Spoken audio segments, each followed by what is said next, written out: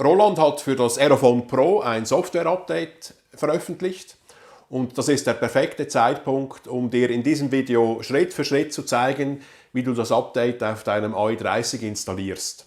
Los geht's!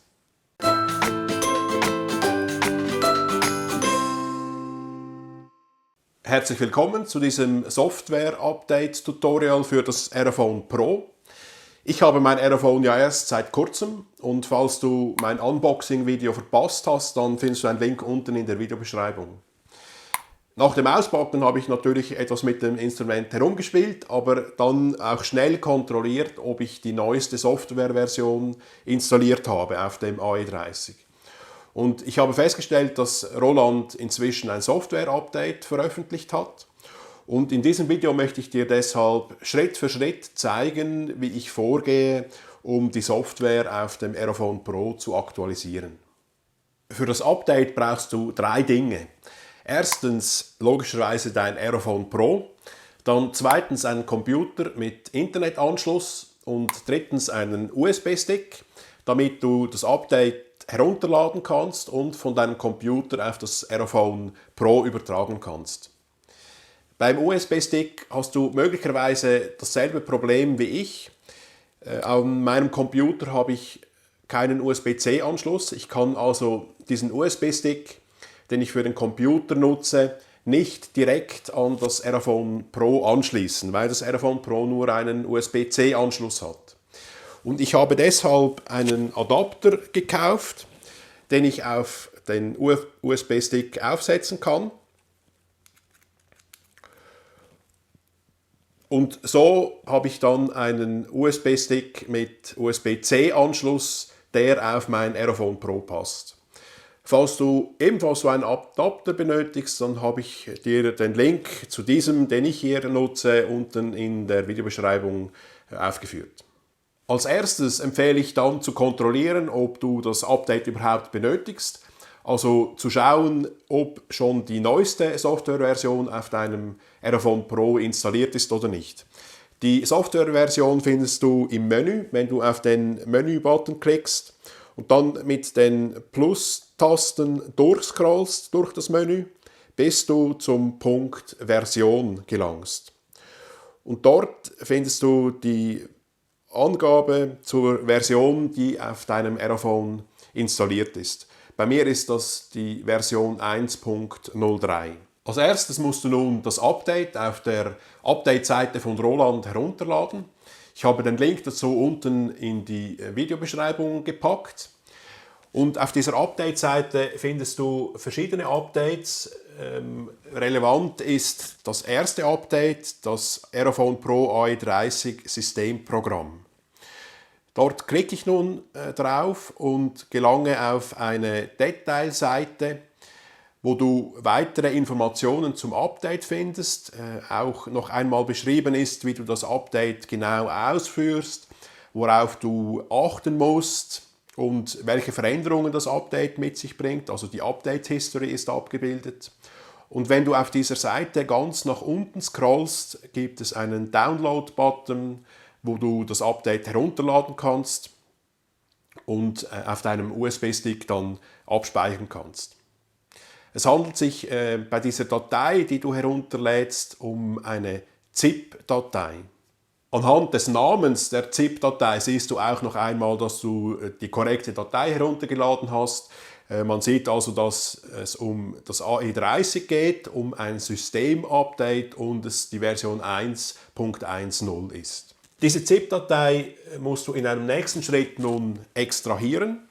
Sobald du diese Datei extrahiert hast, erhältst du einen neuen Ordner, der gleich heißt wie die ZIP-Datei.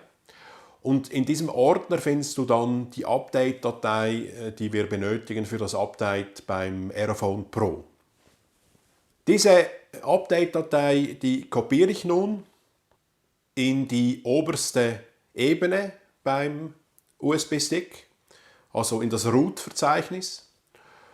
Und sobald ich das gemacht habe, kann ich die beiden anderen Elemente, also die ZIP-Datei und den Ordner vom USB-Stick wieder löschen.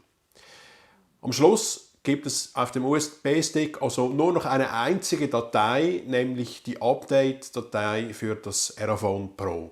Mit dem heruntergeladenen Update auf meinem USB-Stick bin ich jetzt im Prinzip bereit, um das Aerophone Pro zu aktualisieren.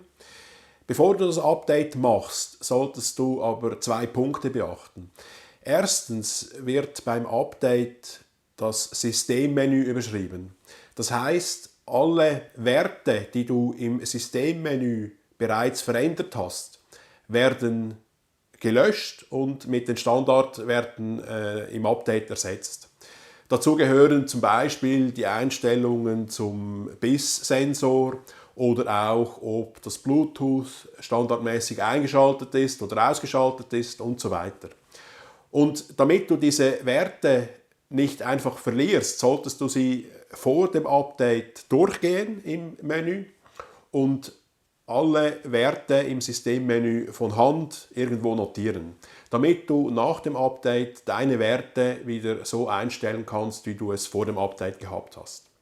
Zweitens ist wichtig, dass du das Update nicht im Batteriebetrieb machst, sondern dass du das Aerophone Pro mit dem mitgelieferten Kabel an die Steckdose anschließt und dann das Update startest.